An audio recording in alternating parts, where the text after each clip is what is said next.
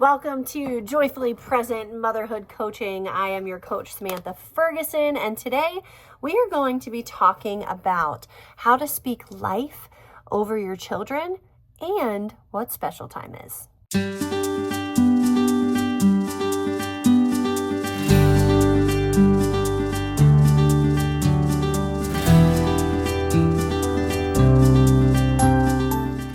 Okay, so I have talked about special time before in numerous videos, and it's something that we actually learned from a play therapist that one of our adopted daughters was going to for a time. And then we kind of just adapted it to our family and what worked best for our family. So with a large family, one-on-one time doesn't just happen. Excuse me. You have to be intentional about spending not only quality time with your children, but also quantity matters as well. So let me explain kind of the idea behind special time, and then I'll kind of tell you how we have adapted it to our large family. So basically, the idea of special time is that and what we were dealing with specifically, the way that the therapist said, was that there are so much, I think she was in foster care at the time. So the adoption hadn't been finalized yet. And there are so many things that a child that is in foster care that's outside of their control, that they have no control over, they can't do anything about. And she says that one of their greatest needs is their need to control something in their life. So obviously, I'm kind of getting off topic a little bit, but giving a child like that the opportunity to be in control of as many things as possible, possibly about what they eat, where, things like that you can give on. But the other thing is, in the special time, there is an element that you want to focus it, that it's child-led and not parent-led, because a lot of times when you allow the child to lead in the special time that you are spending with the child, it's led by the child that leads you, and how they're responding, how they're behaving, it leads to things coming out, right? So an adult, you would say, what are your thoughts on that? What are your feelings on that? And you can kind of verbally go through things. But with a child, they don't know how to process all that information yet. They don't know how to communicate well. They don't know how to express what's going on in good language terms. So allowing them this play space that's child-led will often lead you to discussion. Sometimes they'll act it out in different ways. You'll see needs that come out. So for example, maybe a child, you're playing a game with them and they want to play whatever it is, Uno or Candyland or something.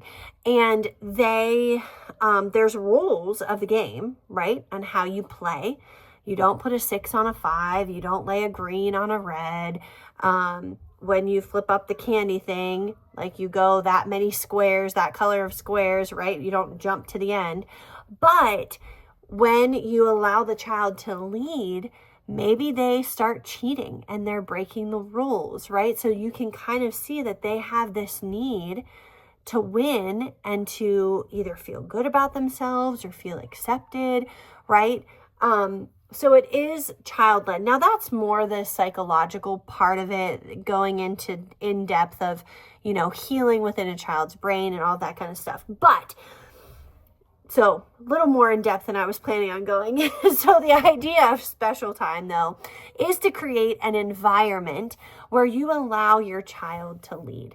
They pick the game. There are certain rules, right? Like for us, we're not doing screens. Okay, we're not going to watch Dude Perfect or something that they want to watch, right, on YouTube or something else. We're spending time together. No screens are allowed, okay? So that's one rule that we have. But then they can choose whatever they want. Do they want to play a game? Do they want to go on a walk? Do they want to color? Do they want to look at a scrapbook? I I have all the children's scrapbooks up there, so oftentimes they'll want to look at their scrapbook, something like that. So you let them choose. And then because we're not dealing with such extreme emotional issues like we were when we were fostering, I usually don't let our children break the rules, things like that. But it does show me a need that they have, and I'll recognize it and kind of say what it is. So for us, having so many children, each child has a day that it's their special day. So special things that they might get to do during that day when it's their day is maybe they get to set up front. And obviously this would apply to only older children, but regardless, maybe they get to set up front, or maybe it's movie night and they get to choose the movie. They get to pick. Oftentimes when I'm planning our meals for the week, I'll say, hey, it's your day. Is there anything you specifically want to choose for your day? Things like that, on their day, they get to pick certain things. Or like another thing that they do is they always fight about who's sitting by me at dinner. So whoever's day it is gets to sit by mom at dinner, or sometimes they'll fight over dad, but it's usually me. That won't last forever, but I'll take it while I can get it. Just things like that. And then the other thing, and it's hard for seasons. So sometimes we're getting into the amount of children that now 2 people get one day. And then they kind of have to share their day. But the point is you do special things for them on their day, or say I'm going into town or whatever. That one or those 2 will come with me that day. Things like that. And it's hard. So I'm going to tell you the second aspect of it here in just a second too, is the actual time that we do it. Right now we're in the middle of winter, so it gets dark at like 5 o'clock, 5:30. So we often have more time in the evenings than we do in the summer. So right now our special time, and in the summer we try to keep it before bed, but it just kind of goes out the window sometimes, and we have to be more creative about how we get that child's special time in. So it's usually 20 or 30 minutes before bed, and when we put all the other children to sleep. And sometimes that child will want to be with both dad and I, or sometimes they'll want to be with dad. So then mom lays the other children down while that child is with dad, or vice versa. Maybe that child wants to spend some special time with mom, and then dad takes over bedtime. We let them choose and then go, plan accordingly. But then we get to spend whatever they want to do, just them, uninterrupted, phones off, phones down, right? No screens, even for mom. That rule applies for mom and dad too. No screens, where you're playing a game together. Life is so busy and we're rushing from here to there and keeping the house clean and getting schoolwork done and all these things. And special time is just a stop where we just spend uninterrupted one-on-one time with that children. And there are so many precious memories that have come from that. You really get to know your child when you just take the time to let them lead, let them be in charge. And every single one of our children gets so, regardless of their personality, gets so upset when special time is canceled or when special time doesn't happen or whatever. Our one daughter, her day is Wednesday, and that's date night. And she kept getting gypped because oftentimes we get home a little bit later on date night, and she kept getting gypped of special time. And we didn't really think anything of it. We were tired, whatever. And she was like, Mom, it's really not fair. And I completely agree with her. I just didn't even think like, oh yeah, it's this, we do the date night on your day every week. So we had to adjust that child's special time and when we do it. So oftentimes Daddy will do it when he comes home right from work as I'm getting the children ready to leave to go to Papa and Grandma's for our date night. And we've had to adjust accordingly. Or sometimes if we can't make that happen before we leave for date night, we'll, follow up on a different day or on a Saturday or, something like that. But the point is to make it happen and stick to it. So I would highly, highly encourage you to make special time part of your routine. And it shows your children that you are committed to them, that you love them, that you like them, and want to spend time with them. So I highly encourage special time. It is such a wonderful bonding time, and I just really enjoy it. The next thing that I was going to talk about is speaking life over your children. It just pains me when I hear moms doing this unintentionally, especially because I used to be one of those moms. And at times I will hear something and I'm like, oh, I used to say that. But we have to be careful of the words that we are speaking over our children and again, I'm not perfect at this. This is something that I'm always striving to do better at. In fact, my husband might have actually, he may have actually took it. But it's one of Nancy, because I don't see it on my shelf. So I'm guessing it's being used somewhere. Anyway, it's called Nancy Campbell's book, How to Encourage Your Children. I have one up right here, which is where I thought it was. This one is How to Encourage Your Husbands, Ideas to Revitalize Your Marriage. So this is really good. But then there's a children's one too.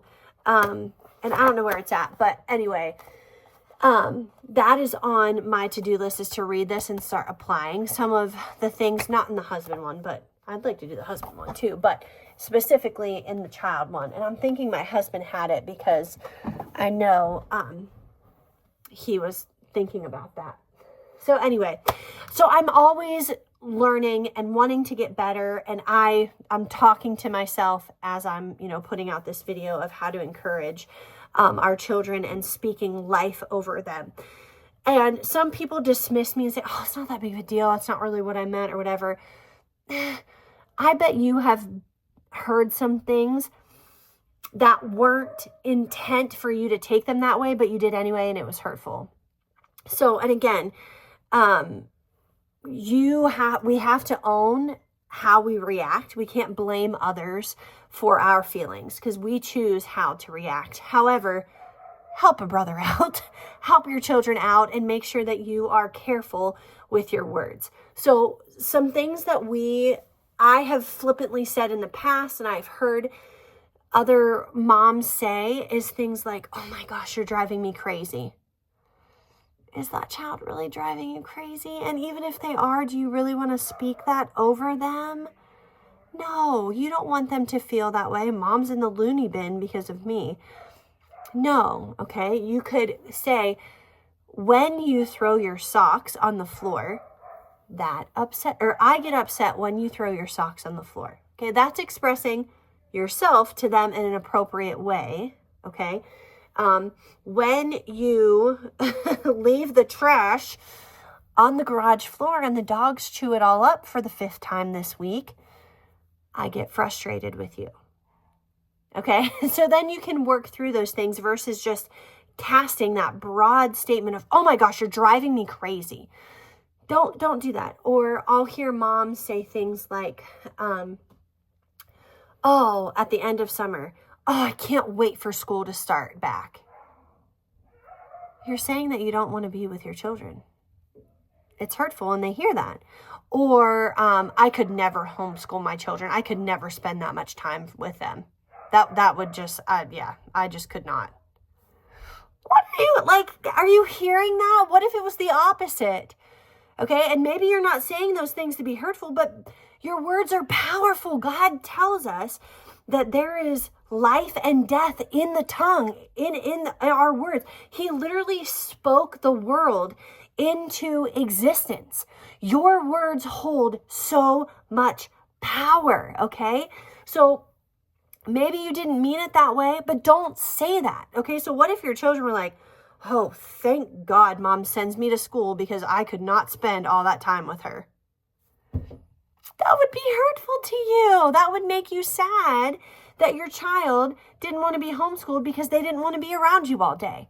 That's hurtful. What if your husband said that? Right? Oh, I could not own a business with her. I could not run a business with her. We just, whew. Okay? Just think about your words and how they're going to be perceived. Not just over your children, but over yourself. How many times have we said things like, oh, I'm such an idiot, or I'm so stupid? Stop saying that, okay? You can call the thing for what it is, like, wow, that was a really dumb decision there, but I won't make that again. Okay, that's completely different, okay? So we really have to be careful about how we are speaking over our children and the weight that it can carry with it. And the reason that we do that, and we need to take really, a lot of caution towards that, is because God says that our words are so powerful. I will do an experiment, and we've done this experiment before. I just don't know necessarily how to like get it out to you guys.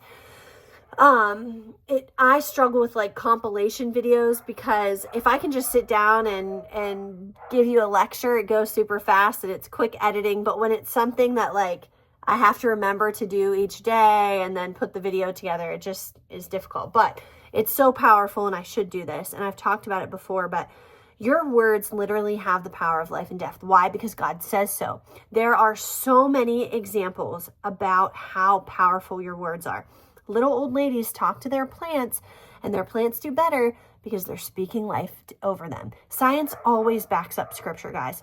Always. Okay. Why are we ever surprised when this scientific discovery is founded through these studies and scripture totally says that, right?